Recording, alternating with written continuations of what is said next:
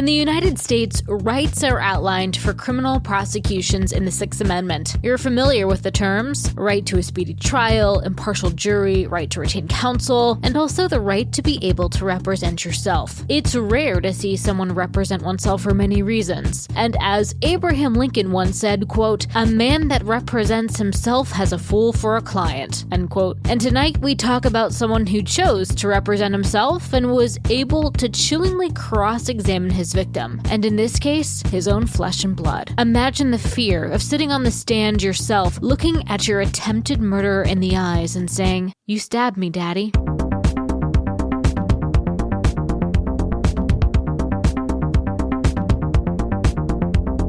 In other news, Darren sent a couple of messages for me to share with you guys. Hey, Darren! So the first one is an article from Vice. It is about a missing drunk man who spent hours helping a search party look for himself. He helped look for himself for hours before realizing who the search party was looking for. Oh my God. That's so that awesome. was in Turkey. Hey, drunk man joins his own search party. That's me.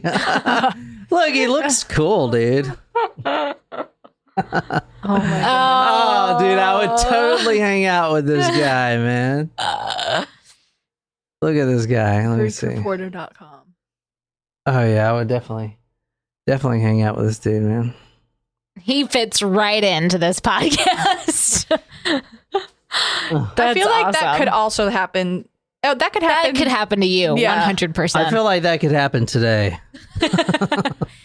And then he also sent a Black Widow farmer killed and fed man to pigs that she loved more than people. So he sent me that story. I'm not going to read it, but I will forward it to you. That seems like a good one. Some big news going on. So thank you, Darren, for keeping us in the loop of the world happenings. That's awesome. We do have some new tacos to welcome. John with an H. Hello, John. John with Another an H. one? Another one. Oh my God, dude. You guys are... And You take that H out your damn names. What the hell? he's not a Jonathan. He's a John. And then Matt has upped his membership, Matthew. So Thank you, he Matt. is a Thank you, Matt. Supremo. And so we are going to do our surprise shot dedication for Matthew. Sweet. Woo! Oh, I forgot my bongos. And thank you, John. John with an H times 2. Thank you, John, And for Matt. your patronage, and thank you, Matt, for your uppage. If you up to the Supremo, guys, man, come on. We're doing live chat right now. Mm-hmm. And I'm going to start putting these videos on YouTube. Well, snippets of the videos.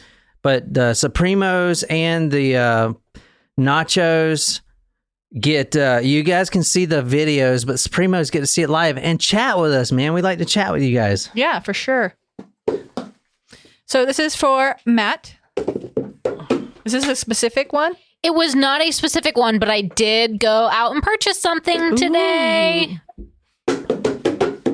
Surprise shots, surprise shots. We don't know what they are because they're a surprise. So I'm almost at the oon I status. see. You're getting there. To do full oon, I'm going to have to shave right here. Yeah, But, Are you doing that for Halloween? you should. you know, Prince Harry or Prince Henry, one of those people dressed up as Hitler. Prince Harry. For one Halloween. Yeah, that was in poor taste. Yeah. I think No anyone that shit. dresses up as Hitler Doesn't for that a guy costume have- is in poor taste. Doesn't that guy have, like, you know... PR people that PR tell? people and I think he was aides in or- college. that help him do this Yeah, shit? Oh, in yeah. college? Yeah. Oh, okay, that's different. He was in a rebellious phase. I guess he still yeah, is. but dude, Yeah. what the fuck? Alrighty. Cheers, Cheers, guys. Is that Crown Apple? Close. Ugh. It was Jack Daniel's apple. Ooh. Not a fan. I kind of liked it. Do we have cranberry juice? Because that one could go with cranberry juice. I didn't have a whole bottle. I just bought the nips, but I do have cranberry juice. Also, Chris from Indianapolis, I emailed you again. You won the prize of the What Happened To. You need to claim it. Yeah, 2 weeks. It's $300 worth of awesome stuff. Yeah, so and our we've got to give you some time to claim it before we go on to the next person. If you do not claim it, not Jen will win. Yeah. Yeah, because our Prime return window has closed. That's right. That's right. Some good stuff. And I would love to give some hints, but Yeah. it's not all true crime things. It includes one very nice item in there. Item. Why did I make that gesture? Why did you do that? I was like, it is it's a mystery box, so it could be a dead squirrel. You don't know. a $300 valued squirrel. with three $100 bills tied to it. Oh my god! Like around the neck. You know what's the worst is that I wouldn't put it past you to do something like that. Shit, I would be still happy as fuck. I wonder if you can buy like those taxidermied squirrels. Oh, I don't want one. Do we have a theme for this week? No, we got a couple good stories. Nicole's going to do one for us about a podcast. She's like a limited series podcast, couple episodes. Oh yeah, I'm very proud of myself. Yeah. I'm proud of you too. I worked all fucking day, Saturday, Sunday after we recorded, Monday night, Tuesday night, Wednesday night to get it all done. And so we've got one episode out so far. She's also putting out 3 weeks of every day. Yeah, the holidays this Every week day's a holiday. suffered. But you know what? It was International Coffee Day on Hubble's birthday on October Friday. 1st. What's today? Do you know? Or today is in Tuesday. when people hear I do this. not know. However, I haven't done that one yet. But October 4th, Monday, is National Vodka Day. Woo! Oh, Jen doesn't like vodka. I love vodka. I love that podcast. Every day's a holiday. Yes. Well, That was an obvious Today's plug. October 3rd. It's Mean Girls Day. that's right. That's what today is. Thank you. Guys, tonight before we get started, I want to say thank you so much for everyone's support. We are on live chat, CHAT, live chat. That's YouTube. Talkmore.com Was that slash you join. affirming that you know how to read? Talkmore.com slash join. And we're going to get started. So tonight we are going to Florida. Lowrider. Yeah. But this is not a zombie story. I promise you. It's not. Looks like that person is a Marine. Oh, damn. That is a really... I was trying to get what the bumper sticker was. Yeah. He's not, but that is a really good thing you point out there. I Observation. actually just noticed that about 10 minutes ago when I was looking at this I photo. couldn't tell if the colors were red, like if it was a Washington Redskins fan or something like that. The yellow. No, I and think it's a maroon. Marine, yeah. It's the Washington football Doesn't team. it say... Oh, they removed the Redskins. Yes.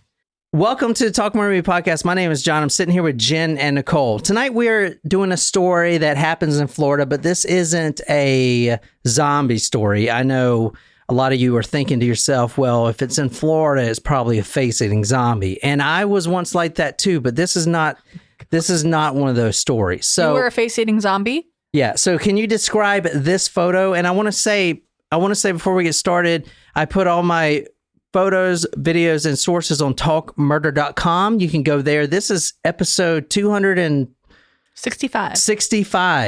265. So you can go there and see all the photos and comment on the blog there. And I'll shout you out on the next episode. So can you describe this house? This house is 13248 Pike Lake Drive. There was a 911 call that came from this residence on March 19th, 2018. If you want to describe this little abode. Well, it is a one-level hip roof ranch, but it looks like someone was either trying to get out or get in. Also, is that a ball of fire on the front lawn? Is that a fireball?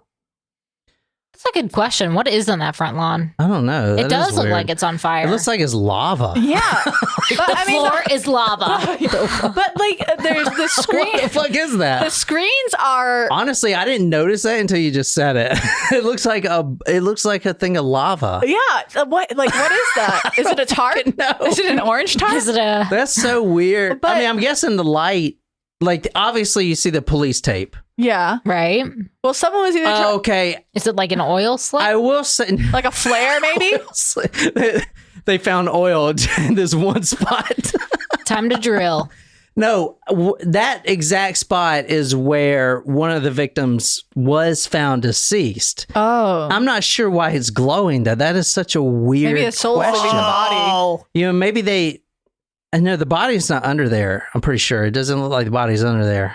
Well, But that is so weird that Yeah. it Glowing. looks Are like we lava. looking at a ghost on the screen? Holy shit. anyway, moving on. It looks like someone was trying to either get in or out of the house because the two screens on the front windows are both out. Yep. And the garage door is open, Yeah. but the front door is not open. That garage is so fucking small. I bet that guy can't even fit his car in there. I agree. Based on the shelving, I don't Yeah. think that's possible. That's like the size of my yeah, garage. especially with the shelving, yeah. You wouldn't be able to fit that in there. And it looks like a small little bungalow. Like Yeah. maybe it's like 2 bedrooms even. Yeah. I don't want to say yes or no. I didn't do the Google Earth, but is next to it a trailer? And nothing wrong if it is. No, I think it's just it just a- kind of looks like a trailer house, doesn't it? Well, it could be a It could building, be another like an office building, building. yeah. small. Yeah. But yeah, Jen's right. Both screens are out. That's because there was a fire in this house. And you can see by the lava. A 911 call came in. This is 13248 Pike Lake Drive, March 19th, 2018. So Not too long ago. before The COVID. car is old. Yeah, That's car's like old. a 2007. But you know what? You know what, Jen? I bet that car starts. Shit. They got it at CarMax. I could not believe that. I was so mad. And I'm sitting We there. told you to go to CarMax. You I don't did. want to talk about it. All right, let's go on. A 911 call came in made by a Kenyatta Barron. This is at 11:43 p.m. She is heard screaming. So this is nighttime. Basically, the scene what you're looking at now. This is the house that it happened in, and I'm pretty sure this is either the night of or the next night. I would imagine it was the night of because it's still dark outside. You see the police tape. Correct. And you see where the body was. And I'm guessing, obviously, it's not lava. That's probably like some kind of sheet they put on there. And then maybe the light reflected off of it. You also see the window pane, the screen. You also see the window screens pushed out. There was a fire in this home. Okay, a 911 call came in at 11:43 p.m. A woman is heard screaming. She says, quote, this is what she says, "I'm shot. Help me, please." And then tearfully, she repeats over and over again, "I'm so sorry." And then she runs out of the house, and that is where she dies, right there Oh, no. on the front lawn. So this shit just got real. Jesus Christ. Wow, that was the last thing that she did was call 911. That's Yeah. Yeah, that was 11:43 p.m. At 11:49 p.m. So how many minutes is that? 6. There you go, Nicole. Very good. 11:49 p.m. Another 911 call came in. This is 6 minutes later. Now this is from a male that's in the same address. So obviously, probably the husband or boyfriend or whatever. The first one was the wife or the girlfriend. You guys understand. This 911 call came in at 11:49, the exact same location. And the male caller says, quote, "I've been attacked. Kiki tried to kill me." That's what he said. Kiki being the person who made the Yeah. original. So Kiki is the pet name, I would Nickname? guess, nickname of Kenyatta, okay. the victim. Okay. The one that died. There's more than one victim here. Deputies arrive here at 11:49 p.m. and they see a woman lying on the front yard, right there where you see A fireball? the whatever the hell that is. That's where Kiki was laying, right there. Now she was deceased, but she had called. And remember, I want to go back and revisit this right quick. It's not that she said, "I'm shot, please help me." is that she tearfully kept saying, "I'm so sorry." So I want you to remember that. Like she's crying, saying, "I'm so sorry." Like she did something wrong.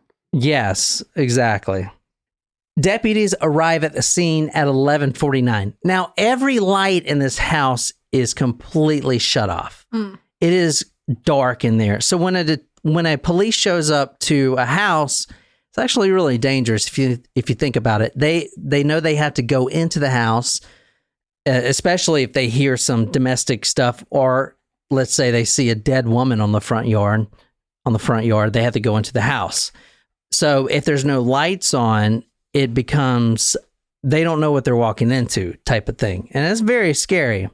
So just remember that. The lights are completely off.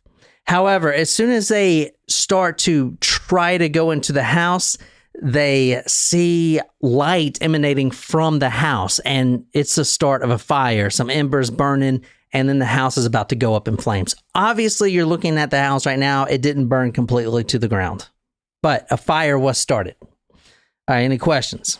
Do we think that Kiki is the one that started the fire? Well, we'll see. All right.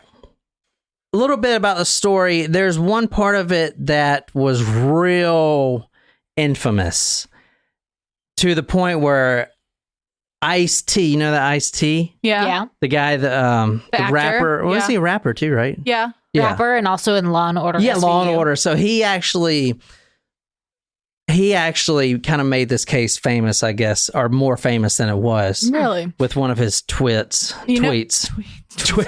Real quick, I hate to interrupt, but last night I was watching to fall asleep the Love Guru, which I know that you're not a Mike Myers fan, but there, you know, why don't you like Mike Myers?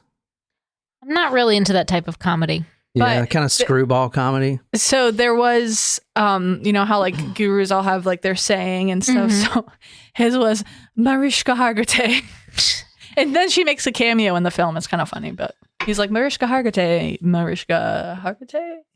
That's funny. It was funny. I mean, sorry, but yeah, Law and Order SVU is a great show. it is long running.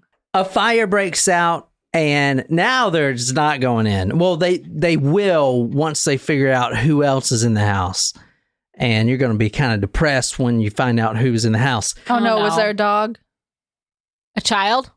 The fire breaks out. Now, this is right around midnight.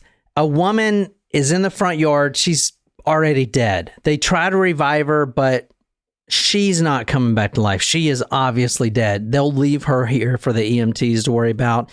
They got to go see who's in this house. If there's any kids in this house or dogs or whatever. It's not a huge house. So luckily they could be in and out. It's a 1-story house.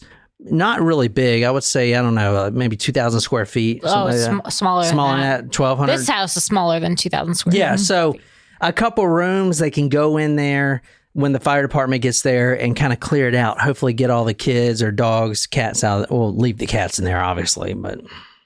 Don't be mean. You don't really mean that. I know you don't. You would totally save a cat if you had to. A man walks out of the garage. Now, this is where the case gets fucking crazy. A man walks out of the garage. The same guy that called 911 at 11:49, I believe it was. He walks out the garage and he's screaming at the top of his lungs. And see if you guys know what this means, if you can translate it. Allah Akbar. At the top of his lungs, he's screaming. What does that mean? God. Does it mean praise God? Yeah, God is great. God is great. Allah is great. Yeah, he's screaming that at the top of his lungs. He's African-American male. Okay. And he's screaming that. Cops, they don't know what's going on. They tased. You said this is in 2018? Yeah, this is 4 years ago.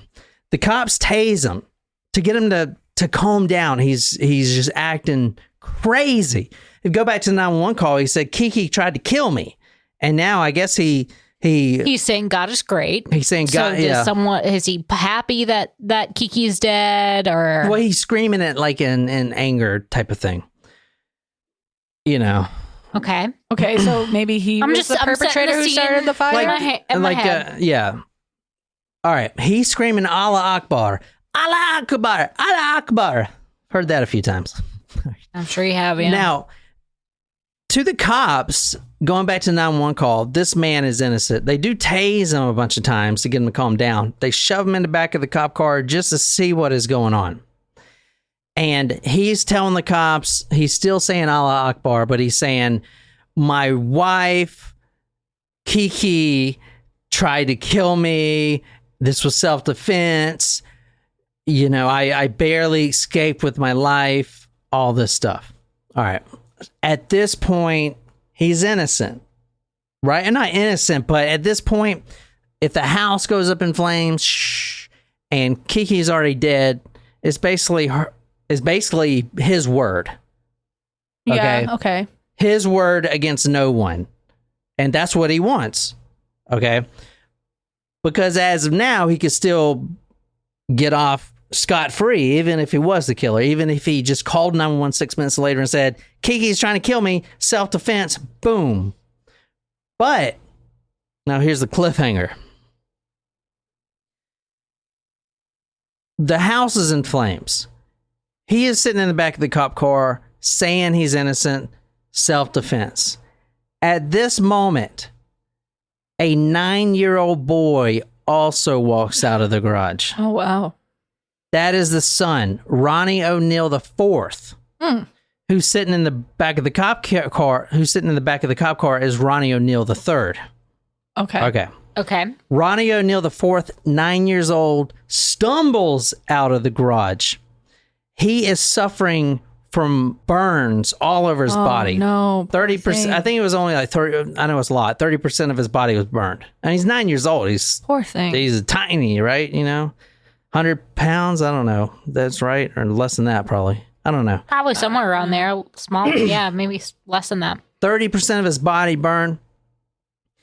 He has multiple stab wounds. Now, this is a 9-year-old. His dad is in the back of the cop car saying that Kiki tried to kill him. This is self-defense. Let me go. Why am I in handcuffs? He goes up to the cop. Well, he stumbles out. They didn't even know he was in there. The cops, grab him and try to make sure he's okay. He's breathing and tell him not to walk. And this is from one of the police reports. It says, quote, he was covered in blood and was observed with a severe abdominal injury and burns, up to 30% of his body. Now, he tells the cop, immediately says to the cop, now this is where the story gets crazy. He says, quote, my father shot my mother, end quote. Oh. So now the guy in the back of the cop car is like, oh no, you didn't say that. Exactly. Son. Exactly. That's not what you saw. Mm-hmm. So what do you guys think of that? Crazy shit. I'm very curious where iced tea comes along, but if you want to read this. I picked the perfect drink. Yeah. What is it? Iced tea. White Claw iced tea. All right, if you want to read this is from ABC Action News. This is about the Allah Akbar. According to the Hillsborough County Sheriff's Office, they received a 911 call from an unknown woman at 11:43 p.m. on Sunday, pleading for help because she had been shot. In the background of the call, they say a man was yelling, Allah Akbar. Then the female caller seems to say, I'm so sorry, Ronnie, as she screams loudly. A male can be heard in the background saying, she killed me, and don't come outside, call 911 now. According to the news release, the 911 call ended shortly thereafter. All right. What do you guys think? Are we breaking into the case now? Eh? So this is a who shot who? Right. Who instigated this fight? This case is pretty tragic. One person's dead, the female.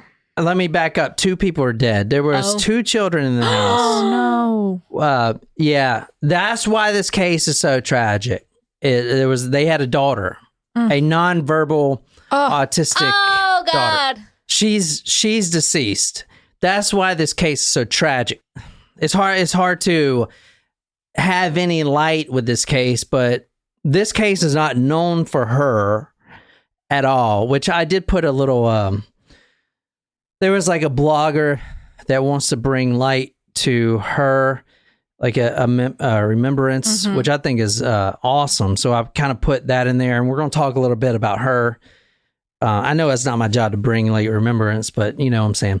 But the reason this case is famous is not because of her. It's because of the guy that killed his family and stabbed his own son and then tried to light his son on fire. He tried to light the son on fire, and then they had to destroy the evidence, right? After he kills everyone. Because the son knows what really happened. No, he was just going to kill everyone. He was going to kill his family. He was, family annihilator. Annihilator. What does that say? I don't know. So you may have said it right. I can't tell anymore. But the reason this case is so famous is because the man, Ronnie O'Neal, he did defend himself in court. Now, this happens sometimes, and you can do this. Ted Bundy did this. Mm-hmm. Yes. And usually, if you defend yourself in court, you would, I don't know, read over the reports or something. Like, do a better job than this guy. But this is what makes this case so famous. And I'll put this on talkmore.com. You have to see this, the full thing. I can just picture Ice-T just slamming this dude actually in his tweets. Is that what happened? Well, so this is his tweet, and you're about to see it. He says, when you've watched too much Law and Order and think you can defend yourself. Oh. Not a great idea. Okay, this is the tweet, or this is the video from him defending himself. Go talkmore.com. You definitely need to see this guy. I can't describe him. We will try, but this is something you've got to see. This will go down in history.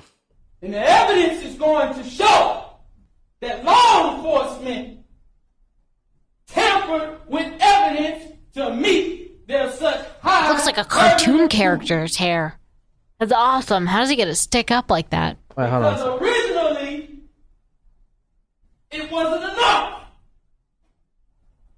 So we had to tamper with evidence. Anyway, that was it. So his whole defense is that the police tampered with evidence. No, so he shouldn't be trying to defend himself to begin with. I wouldn't. You know what I'm saying? I would not. That's bizarre. Why would he go with a tampering of evidence knowing the 911 calls that were made? You know what I mean? Well, he also he's not only going with tampering with evidence. He's saying this guy is going to bring his own son to cross-examine his own son. That's awful. It's pretty bad. This is the worst guy in the fucking world. So his son is basically going to be the one, hopefully, who puts him behind bars. What? No, everyone knows he's going to be put behind bars. Everyone knows he did it, as you're about to see. But I mean, you're about to see this guy's a piece of shit. But the reason that the case is so infamous, if you will, is because of that. I mean, who gets in front of a jury with hair like that and just screams at him? What does he expect them to like? Right. It's this guy's relatable. Like what?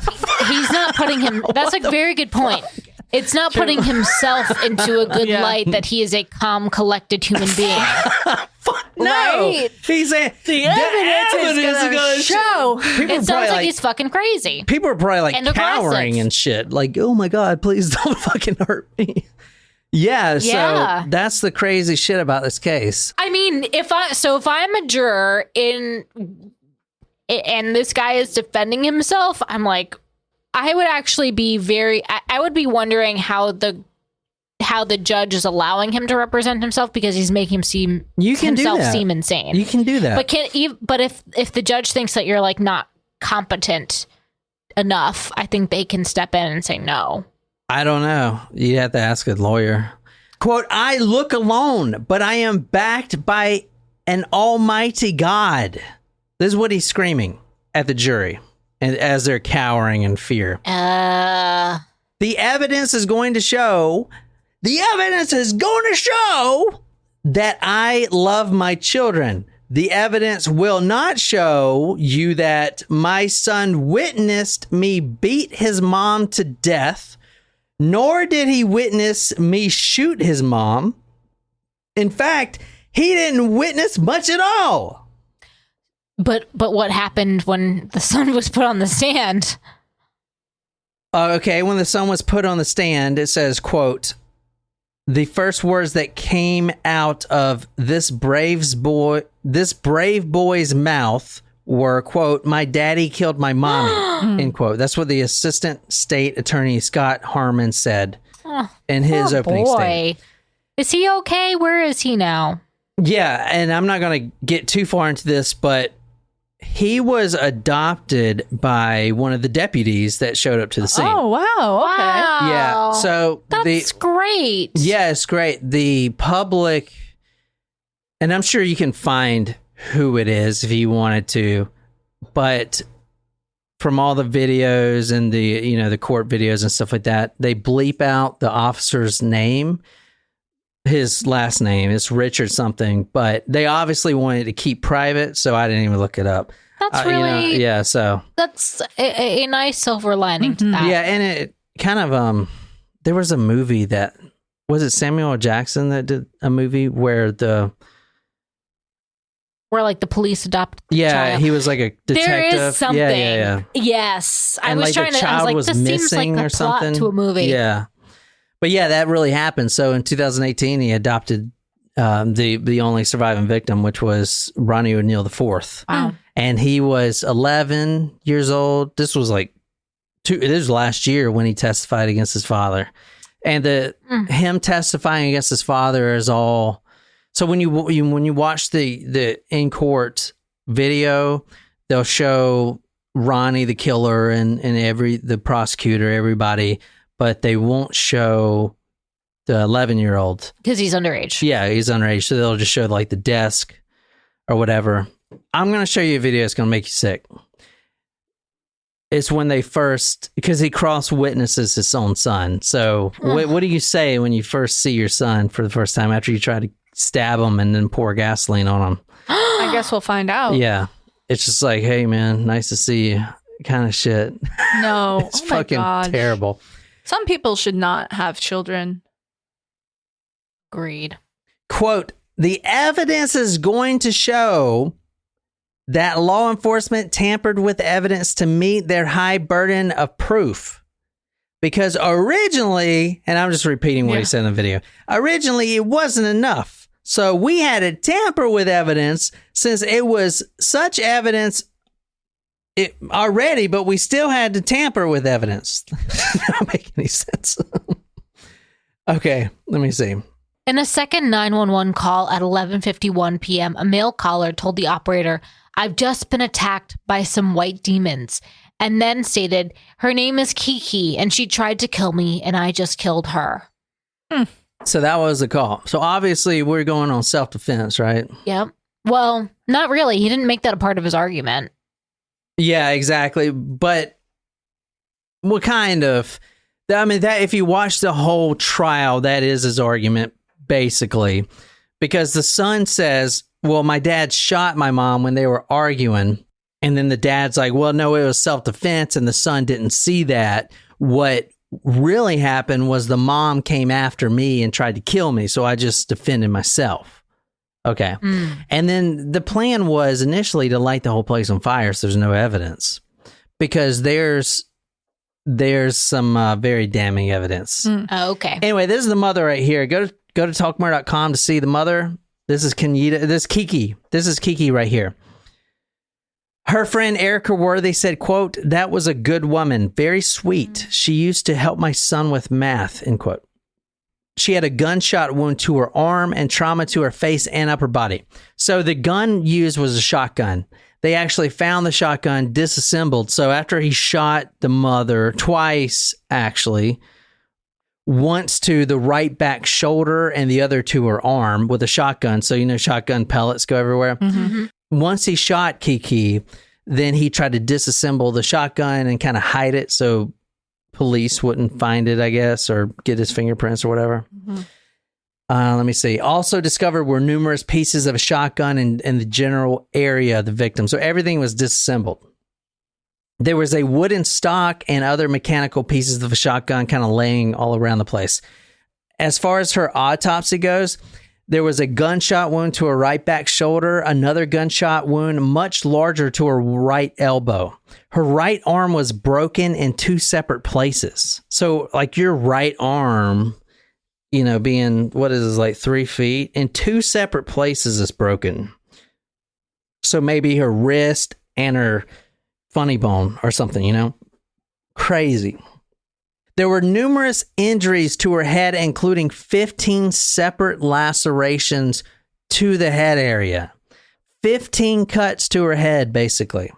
There were numerous abrasions and contusions on mainly the left side of her head.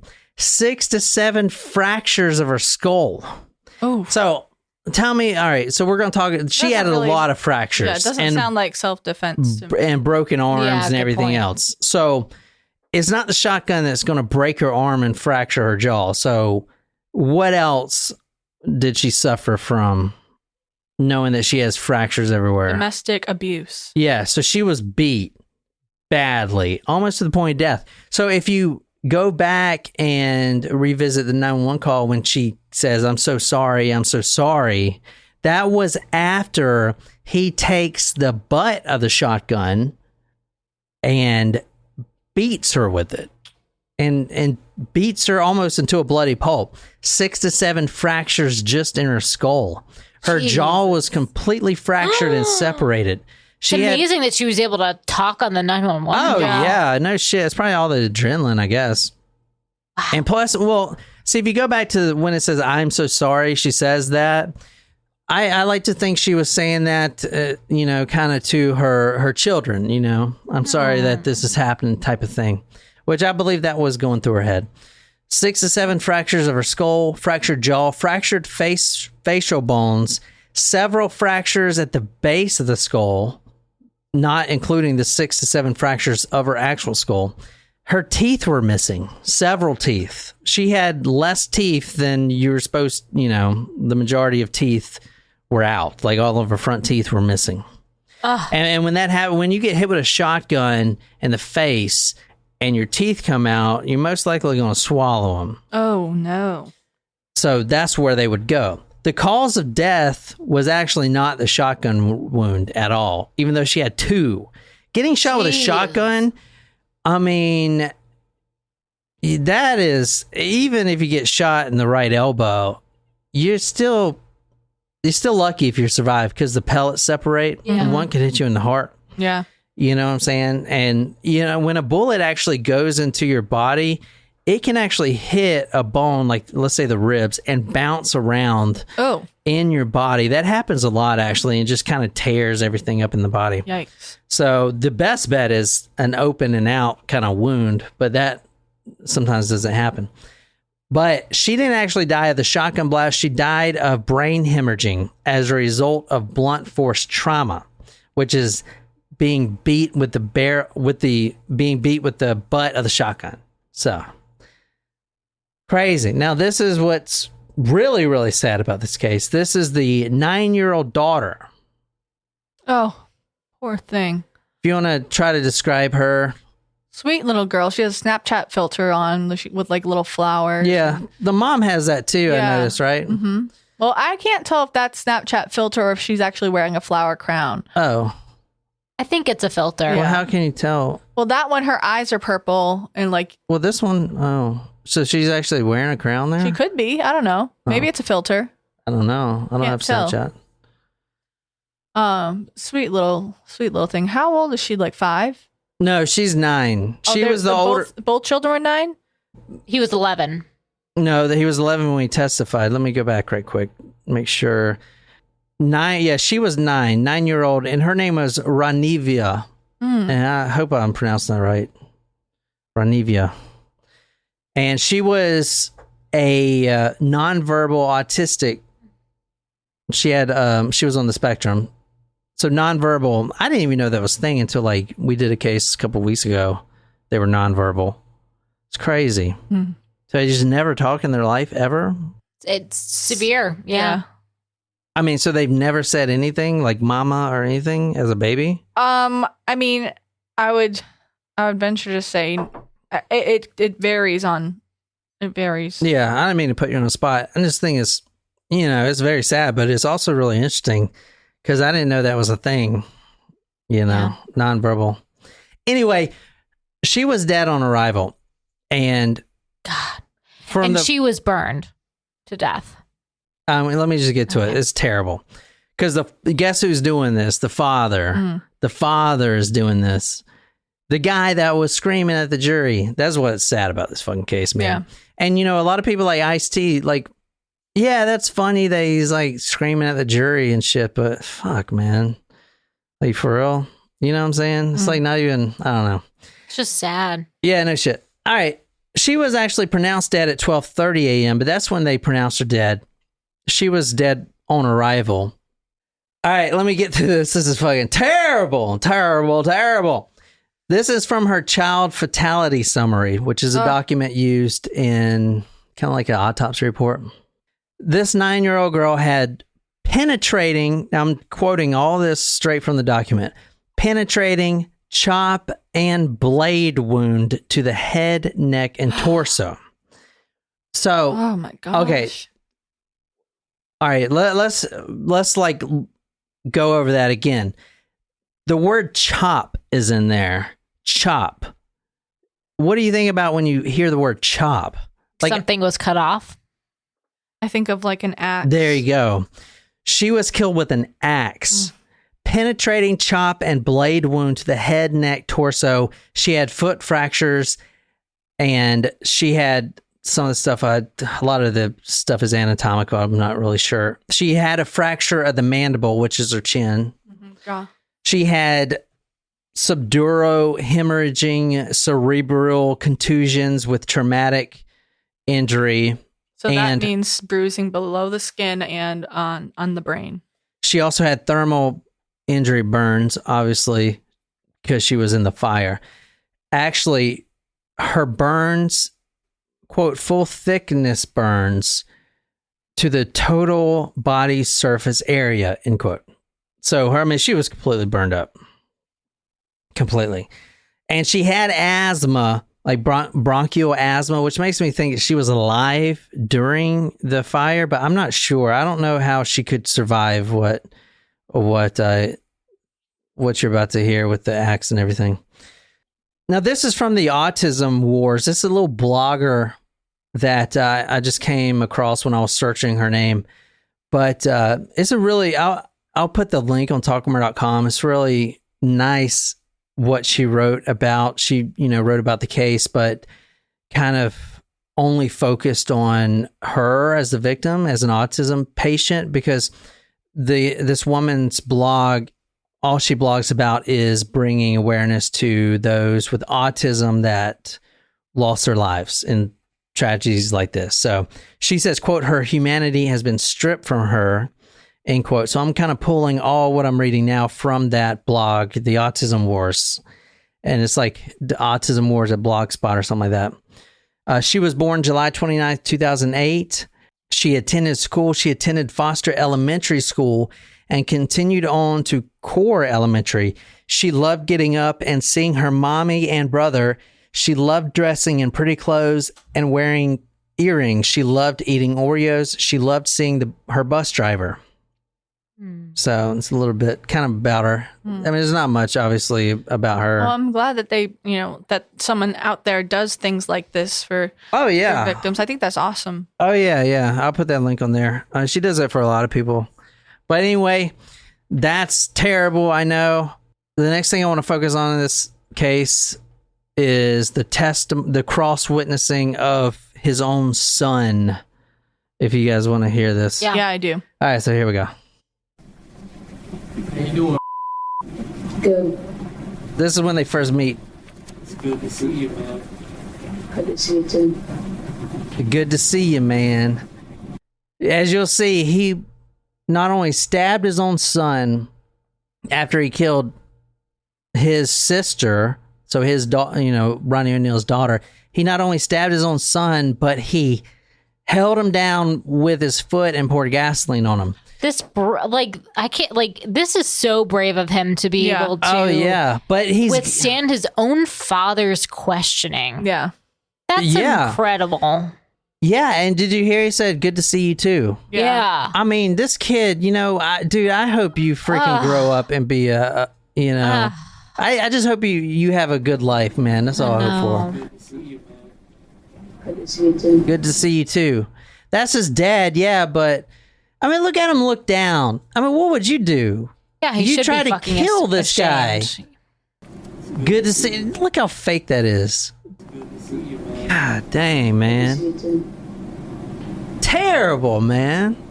Fuck that guy, right? Jesus Christ. Fuck. That's bad, man. I'm sorry. That's terrible. All right. Now, this is the son saying, basically testifying, saying, you stabbed me. Yeah. Did I hurt you that night of this incident? Yes. I did. And how did I hurt you? You stabbed me. Holy shit. You stabbed me. Jesus Christ. Fucking That's so crazy, disturbing. man. If you watch the whole thing, he's terrible at defending himself. Like he'll start reading from a report and the judge would be like, listen, you have to tell everyone what report you're reading from. You just can't start reading from some random report. And he gets all like pissed off. The judge, if you see the judge, she wants to fucking kick this dude in the nuts. As she should, if she could. Well, she I'm sure she kicked him in the nuts with his sentencing anyway. What? Oh, yeah. If you look at the judge, you can see the judge in the background. The whole time you can see her face. She's content because she knows at the end of the day, she's got the fucking last say. Yeah. Right. And she's going to... Because she's probably like, this dude is going to get a conviction, like, no question. Yeah, exactly. According to the son, this is the son says, the night of the murder, he hears the mother, Kiki, and Ronnie O'Neal, the father, arguing. Now, this isn't a new thing. They're always arguing. But this time he sees his father grab a shotgun, and he's noticed a shotgun around the house. It's, home defense shotgun, whatever. The mother, Kiki, runs into his sister's room. When your All right. father followed And your mother, that's where the father chases had a her. shotgun with him. Yes. And what did you do after that happened? After your father followed your mother into your sister's bedroom? Well, I kind of sat in my room, and then my sister was sitting on the bed, like on her bed. She was sitting up on the bed. Yes. Okay. And so she was awake when this happened. Yes. All right. And tell me what happened next. And then my dad told me to walk around and say, like, some words. And do you remember what words your father told you to say? Allah Akbar. Allahu Akbar. Yes. And he told you to walk around and say that. Yes. And did you do that? Yes. And where were you doing this? Walking around and saying Allahu Akbar. It was like you would walk, like, at the front door, you would walk in and it was there, so like the living room. Okay, so you went out to the living room and did this? Yes. Okay. Now the son's 9, so he's going to do whatever his father says. This is fucked. This is real fucked. The father shoots the mother. She's the first to get it. They were arguing, and most likely, I mean, obviously he's never going to say he did this, but he probably hit her in the face or something. Then it got more and more violent, beating her, then finally grabs a shotgun, shoots her first. Okay. Tells the son to walk around in the living room saying Allah Akbar. All right. I don't know if at this point, if he's thinking about his defense or whatever, insanity, or maybe really claiming that there's demons in the home. I don't know. But it is obviously, I mean, the son, the 9-year-old, is saying Allah Akbar and walking around. Now, this is where it's really fucked up. And I know it's always fucked up, but this is when it hits a new level. The mother is shot once, and then the father tells his son, Ronnie IV, to take the shotgun. The father hands Ronnie, the child, the shotgun, and he wants his son to shoot his own mother. Oh. So now I don't know. I kind of got the feeling that yes, it did happen, but most likely it is probably blocked out of the kid's memory. You know what I'm saying? I mean, it's just awful if it did happen. I hope it didn't happen. But you can listen to this. And then my dad said, "Come in here and come kill the B word." And then I went in the room, and then he handed me the shotgun and helped me shoot it. And you went back into your sister's room?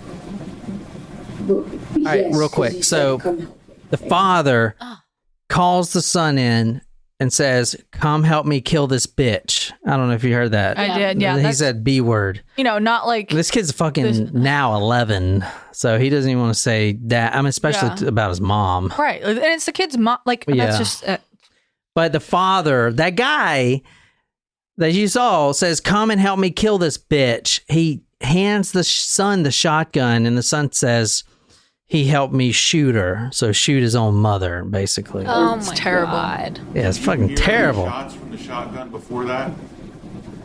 Yes. How many times? One time? Yes. So when you went back into your sister's bedroom, did your father hold the shotgun in your hands? Yes, he was helping me. So were you both kind of holding it at the same time? Yes. Do you remember whether the gun went off while you were holding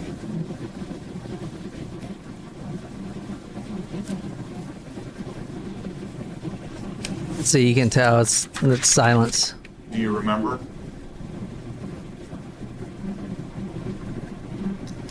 No, I do not. Fuck, I don't know, man. I mean, it's fucking terrible. Dang. No shit. Oh my God. I mean, honestly, when you... Number one, a lot of these killers that we cover, if they just plead guilty and avoid the trial altogether, then they don't have to put the family through the remembrance. But our law system's set up that if you plead not guilty and you want to have a fair trial per se, then that means you have the ability to cross-examine the witnesses and everything else for a fair trial. So the fact that he's putting his own son through this is just fucking terrible, man. You know what I'm saying? Yeah. I don't know. You guys hate me for this case, don't you? It's sad. After the mother is shot, he tells his son to go get a hunting knife. And the mother gets out of the closet, and that's when she runs out of the front door. So she's out of the front door. She's out of the picture. She's going to die there on the lawn. So now there's another problem in the house. The autistic nonverbal child, because, she saw what happened. We need to take care of her, right? That's what he's thinking. Except she couldn't even testify if she wanted to. Right. Totally innocent. Nothing. Oh, yeah. No matter what, nothing needed to happen to her, Well, unless, she knew ASL. Well, she could write, too, right? It depends on... What's ASL? American Sign Language. Oh. What do you remember happening Look at the judge. after the shooting with your mom outside?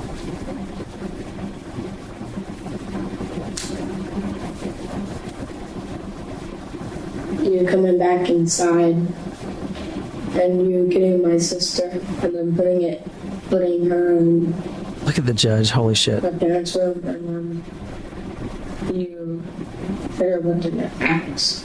So, and if you watch the whole trial, this guy will he'll say stuff like, "How's your new dad? Is he treating you good?" It's just like, Jesus. look at the judge's like, face yeah. right there. She's like, I want to I'm gonna put you away forever, dude. No shit. All right, this is fucked. He grabs an axe, Ronnie, the father, and drags the sister by her hair to the master bedroom, and then hits her on the back of the head with an axe. This is an axe. You think of like a lumberjack axe. This is a chopped wood, an axe that was in the garage, And the son in court says, quote, "I saw her eyes roll. There was blood everywhere," end quote. So that was terrible. Sorry. You guys fucking hate me. You guys are going to quit. We're not going to quit. This made is it this far. particularly sad. What happened when your father came back to the house? He went into the, he went in the garage. Did he do something to your sister? Yes, he hit her with an axe in the head, and then in the back, and the back, and then the head. And then I saw her eyes roll, and then there was blood in That's bad, dude. Poor child. Oh my God. I hope that they have provided some trauma therapy for him. Yeah. Well, luckily he's got a good dad now, I guess. Well, yeah. I mean, he's But in still. a better situation, but you still need That to memory, like what he has witnessed. Yeah. I mean, at this point, he's what, 12? 13 maybe? Yeah. Yeah, 13, about 13. Oh my God, dude. You remember that? Here you go. So it was, you would walk in the door, and it was like she was sitting right by the door, but like you could close it and she would still be in the room, but like, so she was like in the room basically, but like by the door. Okay, so kind of just inside the bedroom, Yes. your mother and father's bedroom? Yes. Okay. So, and we're almost done. I just wanted to show you the testimony because it's, this is pretty much what I wanted you to see. But here's one more thing about the axe. And he hit with an axe. Yes. Was she on the floor when he did that? Yes. Okay. Just inside the bedroom door? Yes. Was able to make any noises? Was she making any kind of noise while this was happening? After the hit in the back, she like cried. She cried, she cried Okay. a little bit, and then hit her in the head. And then he hit her in the head? Yes. And did she stop crying when he hit her in the head? Fucking crazy. Yes. Yeah, almost done. I'm sorry. Don't worry. This guy is sitting in prison for life. No possibility of parole. No. Oh, this guy will. I'm surprised. This guy is. I'm surprised he didn't get the death penalty. Well, all right. So this is from Fox 13 News in Tampa Bay. The judge says, quote, "This is the worst case I've ever seen." And then she sentences Ronnie O'Neal to 3 consecutive life sentences plus 90 years. Wow. So he'll be in prison till 490 years or whatever. 3 consecutive means you serve them back to back. Right. Mm-hmm. So you got to serve 3 life, which I'm surprised they didn't go for the death penalty. I'm surprised too. I mean, yeah. Because it's Florida and the death penalty is legal in Florida, I believe. Yeah, and it seems to be a favorite too. Wrapping this case up, one more terrible thing.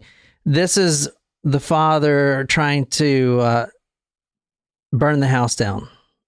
What happened next? And then he went in the garage. I followed him, and then he put me on the ground. He put me on the ground, and then he had his foot on top. I was laying on my stomach. He had his foot on top of me, and he was holding me down. And he was lighting a match. He was lighting a match with the tissue, and then he threw it down. This guy had poured gasoline on his son and all over the house. And then he holds his own son down with his foot after he stabs him and tries to light him on fire. After he had made his son shoot his mother. Yeah. So this is the guy that when he's cross testifying his son, what's up, man? How's it going? Good to see you. Jesus Christ. I'm surprised. I mean, dude, if I was the worst fucking inmate, like have done the most horrible murders or whatever, this guy would be the first one on my list to pick off. If I'm doing life sentence right now, or if I'm never getting out of prison, my whole life would be trying to kill other inmates. I mean, what else is there to do? Like a vigilante justice. I'd fucking plan them out, man. I'd be a hero. Killing this guy, killing pedophiles and shit. I mean, I'd be a fucking hero. I'm just saying, that's just me. So when he tried to put me on the fire or whatever, he tried to light the match and put me on fire. I quickly ran up and went in the kitchen, and then I backed up. He opened the drawer, and then I remember my mind is I was understanding everything, and then I walked out the front door. Okay, so you remember when he was holding you down with his foot, and after that you were able to get up and run into the kitchen? Yeah. Crazy, man. Jesus Christ. That's all the videos I got on that. Wow. I mean, what do you guys think of that shit, man? Crazy, I'm dude. glad this man will never see the light of day again. Oh, yeah. Crazy. I hope this they child were planning, has a good life. They were planning to seek the death penalty. I don't know what went wrong, but 2 counts of first-degree murder, 1 count of attempted first-degree murder, arson, and resisting arrest. I mean, just looking at the judge's face, if I was that guy up there testifying, I would look at the judge's face and be like, all right, fuck it. I know I'm going to get it, whatever. You know what I'm saying? Mm-hmm. That judge, there's no doubt she fucking did exactly what people she was supposed to do. I mean, if he had an attorney, things could have ended up differently for him. Mm-hmm. Because even just the fact that he wanted to represent himself, it almost makes him seem more insane. You know what I mean? Yeah.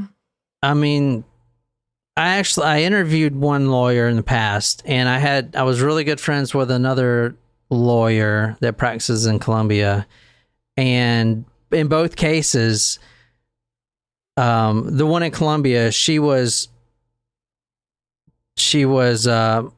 defending a murder trial where it was a father that killed his family, and she was getting death threats. And the guy that I interviewed, I know for a fact some of the cases he did. Pee Wee Gaskin's lawyer, yes. He got death threats. Mm-hmm. In fact, there was a real close call with him. So, I mean, just think about it. What you're saying is the fact that he defended himself. I mean, think about the defense lawyer that would come up on because it's like a roulette thing, right? I mean, you don't know who you're going to get. You could get a famous serial killer. You could get anyone. It's your job. Yeah, it's your job. So it's just random, right?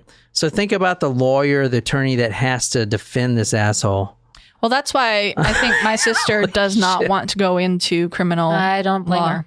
I mean, because this guy, whoever's going to defend him, I mean, that's his job is to do the best for his client, but you're defending a guy that axed his 9-year-old nonverbal autistic daughter in the back of the head and then tried to light his son on fire, and then is cross-witnessing his own child.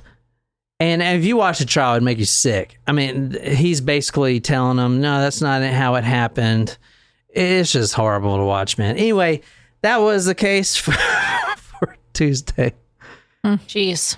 Fuck. Maybe I'll put that on Thursday. Shit.